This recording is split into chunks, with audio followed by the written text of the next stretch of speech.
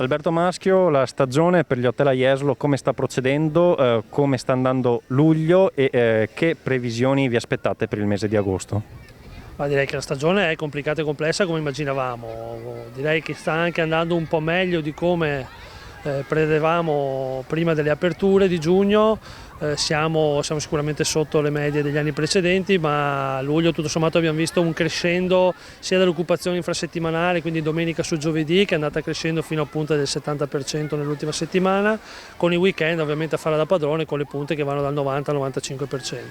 Su agosto le prospettive non sono così negative, non vogliamo illuderci troppo, ma è auspicabile un calo intorno al 20%. La grande incognita ovviamente su settembre, che fino all'apertura delle scuole è un mese anche di italiani, successivamente invece c'è bisogno di stranieri e questa è ancora tutt'oggi una grande incognita, seppur anch'essi sono in crescita dall'inizio delle aperture ad oggi.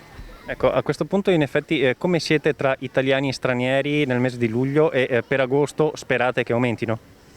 Allora, agosto storicamente è un mese più di italiani. In questo momento abbiamo visto luglio che è partito con un 63% circa di presenze italiane, attestandosi in quest'ultima settimana invece con un 50-50. Quindi le presenze straniere stanno crescendo e sta crescendo soprattutto la Svizzera.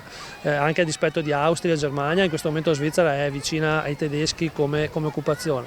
Agosto chiaramente sarà un agosto sicuramente diverso dai precedenti e quindi le presenze straniere, che normalmente in agosto tendevano a scendere, potrebbe quest'anno invece continuare a segnare dei numeri confortanti. Lo vedremo sicuramente alla fine, ma le proiezioni non sono così negative. E le preoccupazioni invece che vi sottopongono dalla categoria dal basso quali sono? Le preoccupazioni sono quelle ovviamente di un calo di fatturato che comunque toccherà il 40% almeno, frutto del calo che abbiamo comunque dall'apertura fino alla fine della stagione, ma soprattutto anche del ritardo delle aperture, che ha comportato mediamente le aperture di circa il 90% delle strutture entro la seconda metà di giugno, quindi tutto quel fatturato che è stato perso sicuramente non lo recupereremo. Quindi il calo che c'è stato quest'anno si ripercuoterà in qualche modo anche sulle scelte dell'anno prossimo? È possibile che ovviamente il calo si ripercuoterà soprattutto sugli investimenti in vista del prossimo anno.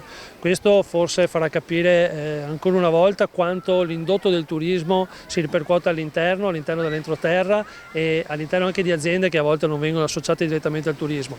Quando parliamo del 13% del PIL nazionale, in realtà parliamo di circa il 30% del PIL nazionale se contiamo tutto l'indotto creato in funzione del turismo, che va dall'idraulico oltre che al fornitore di servizi diretti per l'albergo. Probabilmente ce ne renderemo conto, quindi la grande preoccupazione è soprattutto quella, quindi da ottobre in poi la forza delle aziende è di arrivare a marzo 2021.